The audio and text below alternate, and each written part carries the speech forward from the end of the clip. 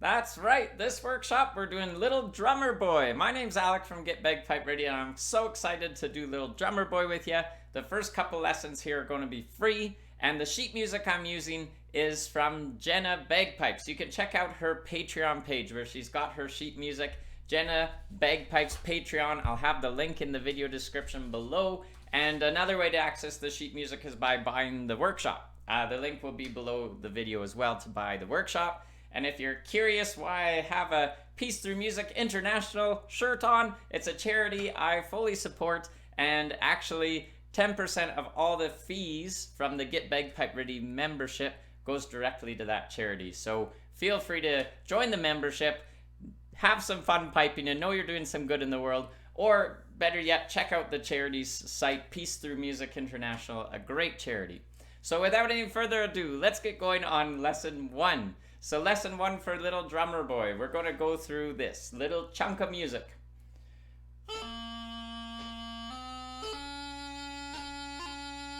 So that's the little bit we're working on, and of course we're going to build each lesson. So we're going to start off on a low A, and now we do have a few C's in a row here, so we're going to have to add in some embellishments, even if you're doing minimal embellishments. But that being said, when Christmas tunes are so familiar, I mean, you've heard these tunes your whole life, it's actually a good time to start playing around with even some simple embellishments.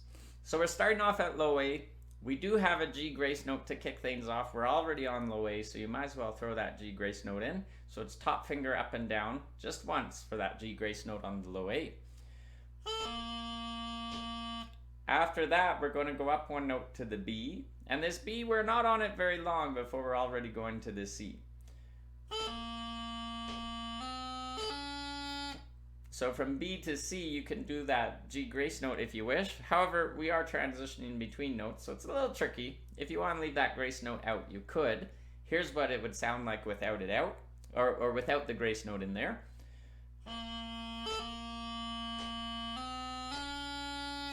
So you're just going up the scale, low A up to B, then up to C. Remember to drop that pinky finger, and you lift up that second finger as well. If you want to do that G grace note with the transition from B to C,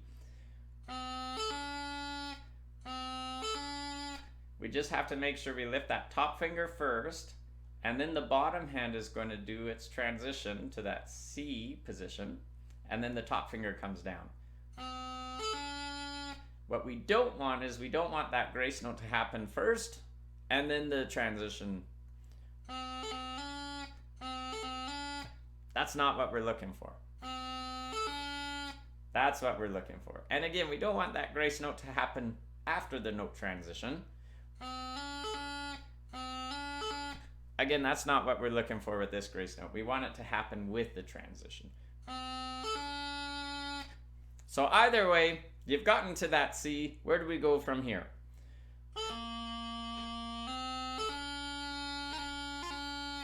So here we have two quicker grace notes, but we're already on the C, so we're not transitioning from one note to another note, so a little bit easier here with these ones.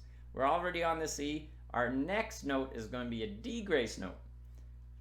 Top finger of the bottom hand. The D finger, it often takes a little bit more coaxing to wake it up compared to that G grace note finger, so be patient with that D finger, it'll come.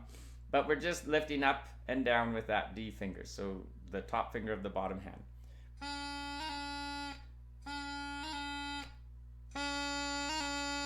So we're just doing it once. That was just 3 times for demonstration, but we're just doing it once up and down there. Our next grace note will be an E grace note, and we're staying on the C, so not too bad here. Our E grace note up and down with the ring finger of the top hand, up and down just like that. And again, we're just doing it once, but it's good to practice. If pause the video, practice a few in a row. And here's what those 2 grace notes will sound together, one, then the other. And again. And if we put that all together, this is what we got so far with embellishments.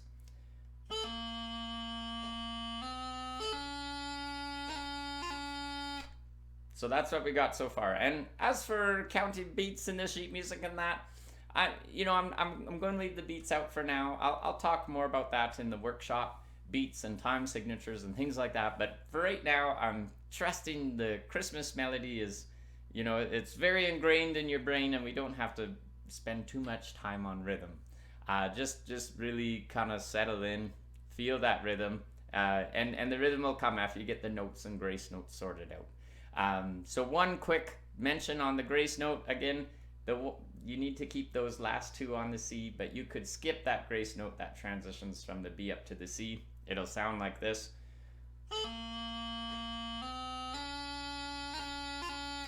Sounds just fine. Here's how it sounds again with that grace note from the B to the C.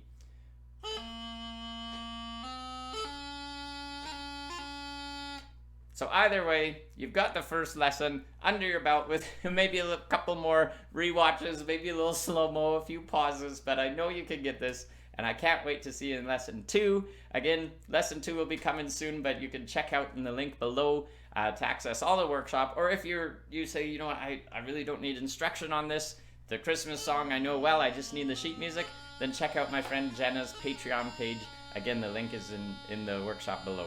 And if you're curious what other pipers are saying about workshops, let me tell you about Ryan. He just did the We Wish You a Merry Christmas workshop, and this is what he had to say. This workshop is great, and I'm picking it up much easier than I would have on my own. The tune is broken down very well, and that makes it much easier to follow compared to just trying to learn it off the sheet music alone. So that's what Ryan has to say, another bagpiper getting bagpipe ready. And if you want to get bagpipe ready too, check out the links below. And until next time, happy piping.